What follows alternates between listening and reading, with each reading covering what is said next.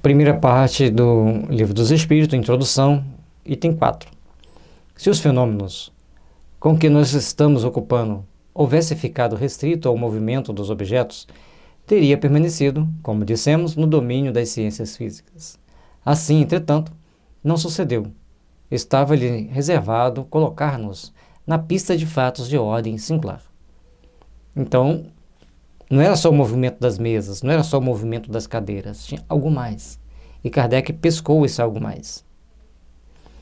Acreditaram haver descoberto, não sabemos pela iniciativa de quem, que a impulsão dada aos objetos não era apenas o resultado de uma força mecânica cega, que havia nesse movimento a intervenção de uma causa inteligente.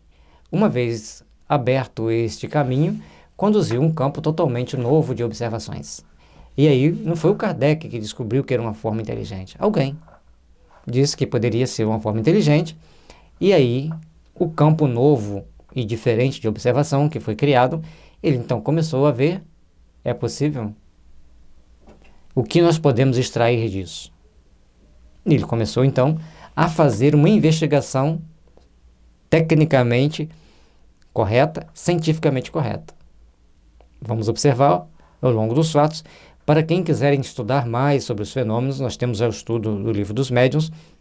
Nos primeiros capítulos do Livro dos Médiuns, Kardec descreve todos os fenômenos, todos os caminhos que ele teve que percorrer, que ele passar, para poder entender os mecanismos, até chegar ao ponto de poder psicografar diretamente com a mão. Não foi diretamente com a mão do início. Teve vários caminhos, por quê? Por todos aqueles caminhos, por todos aqueles mecanismos que eram produzidos os textos, fortaleceu a fé e a certeza de que, num dado momento, quando o médium começou a escrever com a própria mão, as pessoas sabiam que não era do médium. Era através do médium que se produzia, mas não era dele o que era produzido. Embora o médium tenha uma parcela de interferência no resultado, mas não é objeto do nosso estudo agora. De sobre muitos mistérios, se erguia o véu. Haverá com efeito, no caso, uma potência inteligente? Tal a questão. Se essa potência existe, qual é ela? Qual a sua natureza? A sua origem? Encontra-se acima da humanidade? Eis outras questões que decorrem da anterior. Por que aconteciam aqueles fenômenos? Qual é a causa? De que forma? Qual a origem dessa força? Como ela ocorre? De que forma se produz? As primeiras manifestações inteligentes se produziram por meio de mesas que se levantavam e, com um dos pés, davam um certo número de pancadas, respondendo desse modo sim ou não, conforme fora convencionado a uma pergunta feita. Até aí, nada de convincente havia para os cépticos, porquanto bem podiam crer que tudo fosse obra do acaso. O séptico está lá para se divertir. E às vezes o séptico era o médium. Isso que é importante. Aí ele não acontecer os fenômenos. E ele produzia os fenômenos, não acreditava que produzia os fenômenos. Coisas da mente humana, que entender o espírito humano é uma coisa bem delicada, porque somos bem complicados. Muitos de nós, cerca de 10% da população humana, passou pelo Egito, passou pela Babilônia, passou pela Índia, e estamos aí até hoje. Então, dos 7 bilhões, 700 milhões são pessoas bem complicadas, são espíritos bem complicados, que precisam de passar por certas provas, certas experiências, certas tomadas de consciência. E até admitir que é obra do acaso, mas não admitir o fenômeno em si. E não se assustem, porque até hoje tem pessoas que pensam assim. Obtiveram-se depois respostas mais desenvolvidas com o auxílio das letras do alfabeto, dando ao móvel um número de pancadas correspondente ao número de ordem de cada letra. Chegava-se a formar palavras e frases que respondiam às questões propostas. A precisão das respostas e a correlação que denotavam com as perguntas causaram espanto. Então, o que está causando? Se a pessoa montou uma palavra, uma frase, para dar uma resposta bem coerente, bem consistente, as pessoas ficaram, opa, o que tem a mais? Qual o outro detalhe que está por trás disso tudo? O ser misterioso que assim respondia interrogado sobre a sua natureza, declarou que era o espírito ou gênio. Declinou um nome e prestou diversas informações a seu respeito. Há aqui uma circunstância muito importante que se deve assinalar. Então, num dado momento, quem está fazendo tudo isso? Quem está produzindo? Eu sou um espírito.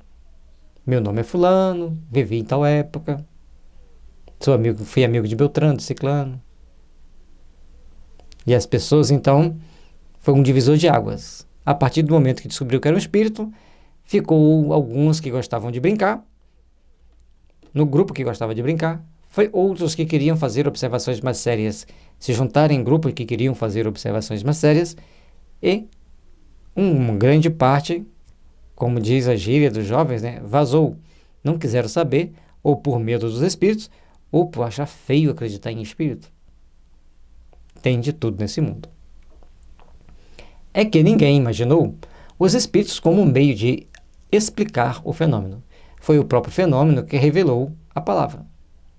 Muitas vezes, em se tratando de ciências exatas, se formulam hipóteses para dar-se uma base de raciocínio. Não é aqui o caso. Antes de falar que era um espírito foi lá e disse: eu sou um espírito. Eu que bato a mesa, eu que sacudo a mesa. A partir dali, como isso se dá, de por que isso acontece, quais os mecanismos para que vocês levantem e batem uma mesa, e aí, então, todo um aparato foi ter desenvolvido de teoria, porque Kardec se incumbiu disso, para chegar à codificação da doutrina espírita. Tal meio de correspondência era, porém, demorado e incômodo. O espírito, e isso constitui nova circunstância digna de nota, indicou outro. Foi um desses seres invisíveis que aconselhou a adaptação de um lápis a uma cesta ou a outro objeto que fosse mais leve. Que aí prendia a cesta, a caneta na cesta, ela ficava, no caso era um lápis, ficava assim, e os médiuns botavam a mão acima da cesta e ela ia escrevendo naturalmente sozinha entre aspas, né? Porque se o médium tirasse a mão, ela parava de escrever.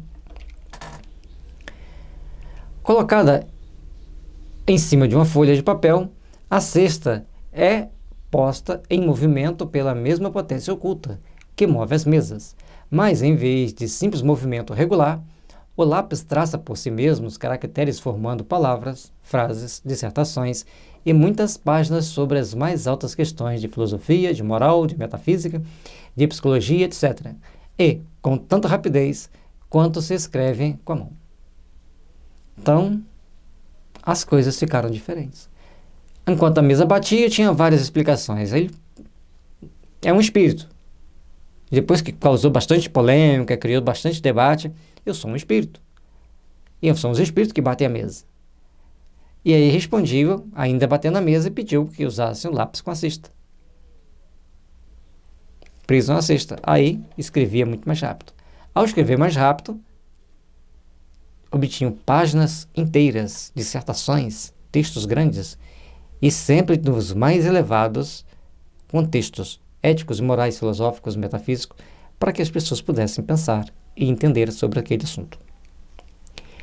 O conselho foi dado simultaneamente na América, na França e em diversos outros países.